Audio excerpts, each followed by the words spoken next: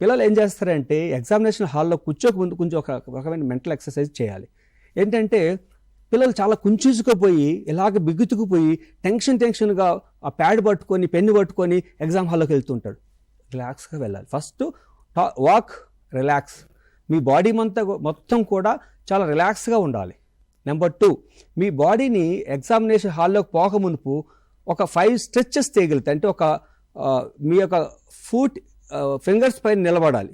అంటే చేతులు పైకి పూర్తిగా ఎత్తి నిలబడగలిగినారంటే, అలా నిలబడితే మీకు ఏమవుతుందంటే మీ బాడీ అంతా కూడా సెల్ఫ్ కాన్ఫిడెన్స్ ఎనర్జీస్ని రిసీవ్ చేసుకోండి. అలా రిసీవ్ చేసుకోవడం వల్ల ఏమవుతుందంటే మీరు ఒక కాన్ఫిడెన్స్ లెవెల్ రావడం వలన దాని ద్వారా మీ యొక్క రిమెంబరెన్స్ అంటే రికలెక్షన్ ఆఫ్ ఇన్ఫర్మేషన్ అనేది చాలా స్పష్టంగా ఉంటుంది. ఆ యొక్క కలెక్షన్ రిమెంబరెన్స్ బాగున్నదంటే మీరు రాయగలుగుతారు. ఎగ్జామినేషన్ హాల్లో కూర్చున్న తర్వాత ఎగ్జామినర్ వచ్చి మనకు ఫస్ట్ అడిషనల్ షీట్స్ ఇస్తారు.